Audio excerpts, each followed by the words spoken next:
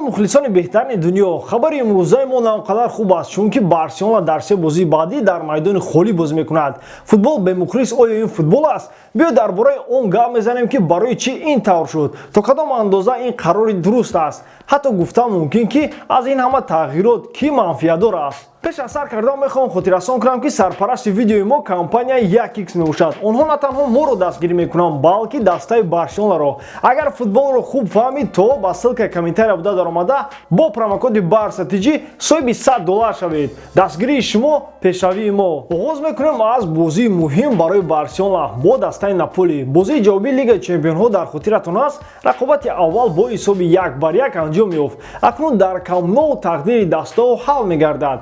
Лекин як мушкилӣ аст. Барселона бе дастгирии мухлисон бозӣ мекунад. Майдони 100,000-раи Камп Ноу ба даста кӯмак карда наметавонад.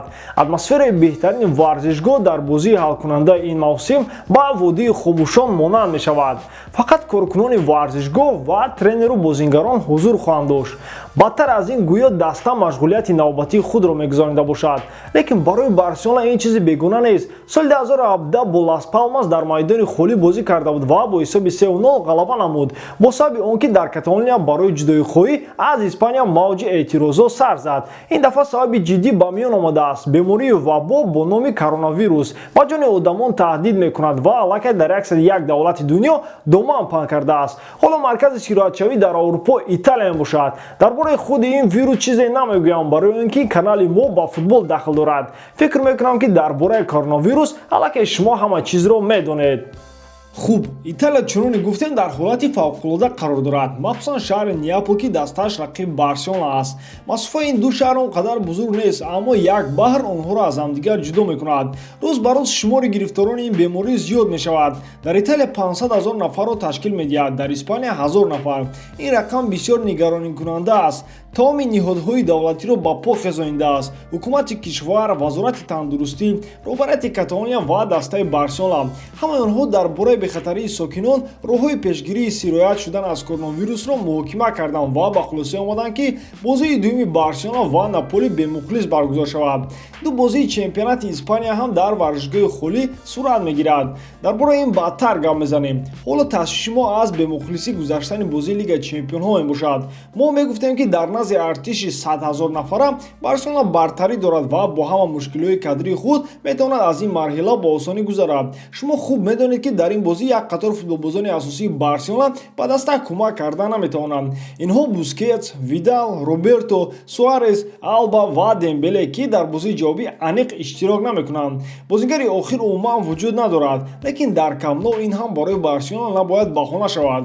дар Лигаи Чемпионҳо имсол Барса ягон бор дар майдони худ мағлуб нагардидааст. барои ба даст овардани ин натиҷа мухлисони даста саҳми калон доранд. акнун Барселона фақат як стадиони калон дорад, тамом. акнун бояд фикр кунанд ки чӣ тавр барои худашон мотиватсия пайдо карда аз иҷрои вазифаи дар пеш гузошта бо сари баланд бароянд. аз кадом ҳисоб ғалаба кардан мумкин? чанд плюс аст ки ин бояд барои Барселона кӯмак кунад. фаромӯш кунед дар бораи як голе ки дар сафар зада шудааст. ин метавонад ба зарари кор бошад. фақат омодагии ҷиддӣ ба ин бозӣ зарур аст. Барселона ба ягон ҷо сафар намекунад. бояд эҳсос кунад ки дар хонаи худашон бозӣ мекунанд. аниқтараш аз хонаҳои худ ба варзишгоҳ меоянд. томи шаҳри Барселона бо онҳо тааллуқ дорад, гӯё ма хато намекунем. барои ҳимоя кардани шаъну шарафи шаҳри худ ва дастаи беҳтарини дунё бояд ҳар як футболбоз ба майдон барояд. ин майдон дар ҳақиқат аз ҳама майдони калонтарин дар тамоми Аврупо аст. лекин набояд фаромӯш кунем ки ин тамоман мусобиқаи дигар аст. Лигаи Чемпионҳо аз ҳама мусобиқа пешгӯинашаванда дар дунё ба шумор меравад. як бозӣ метавонад аз ҳама дастаи пурқудратро ба зону шинонад. бисёртар аз ҳама дастаи Барселона бо ин чиз ошно аст.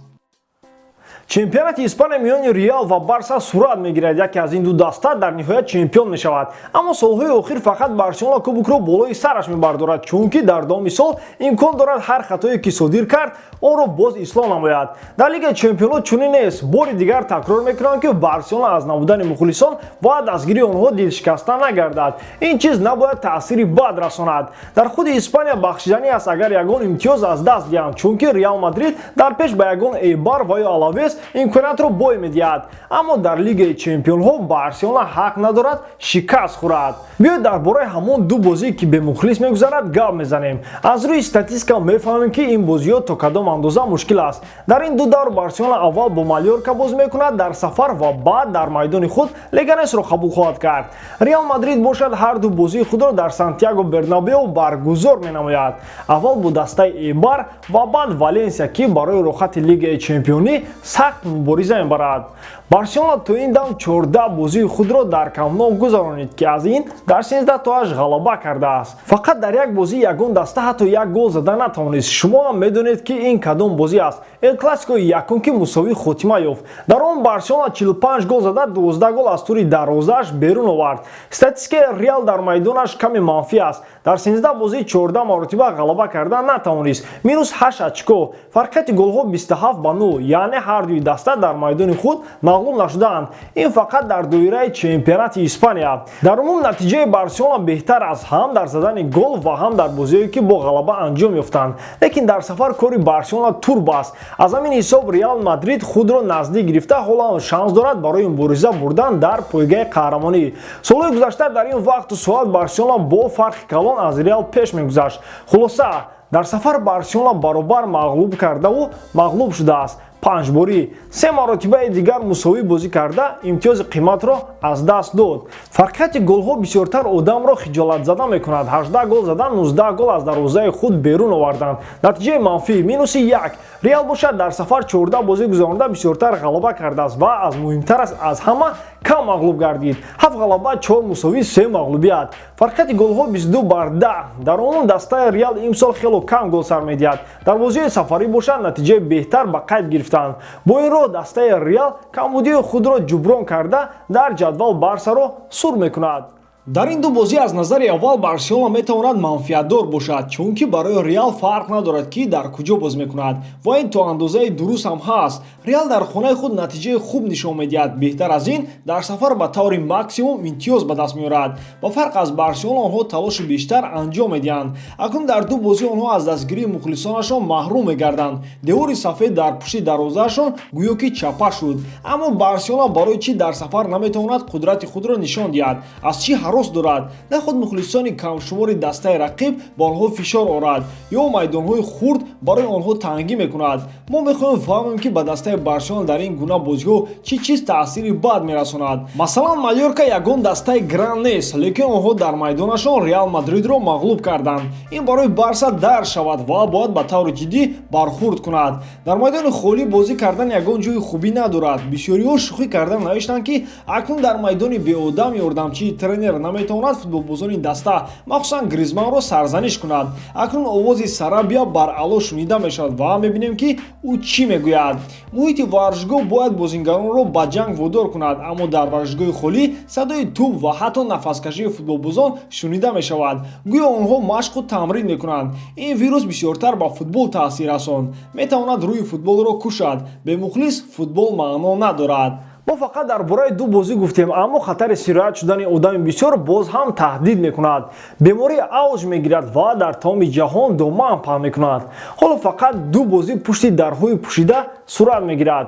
баъди чанд рӯз ва ҳатто чанд соат мабодо тасмим гиранд ки ҳамаи бозиҳо барои мухлисон манъ карда шавад.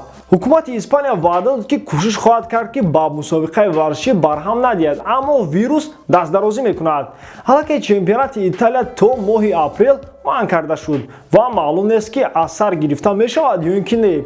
ҳеҷ кас кафолат дода наметавонад. Дар дигар давлатҳо ҳам хатар наздик шуда истодааст. дар худи Испания ҳам эҳтимол меравад баъд аз он ки дари варзишгоҳҳо ба рӯи мухлисон баста шуд, мусобиқаро ҳам ба таъхир гузоранд. Аммо ин савол бисёр азият медиҳад ки оё баъд идома меёбад?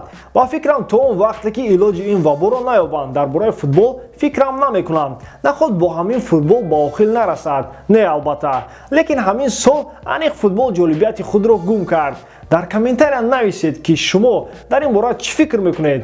Футбол дар варзишгоҳи холӣ баргузор шавад ё ин ки не? Ба ҳар ҳол мо фақат аз телевизор онро тамошо мекунему тамом. Ба ҳамин видео имрӯза тамом. Боре дорам ки иҷодкории ман ба шумо писанд меояд. Барселонаро дӯст доред ва канали Барса TG-ро дастгирӣ кунед. Дастгирии шумо пешравии мо. Бо шумо буд Муҳаммад Гаиров. Хай! дар паноҳи аллоҳ.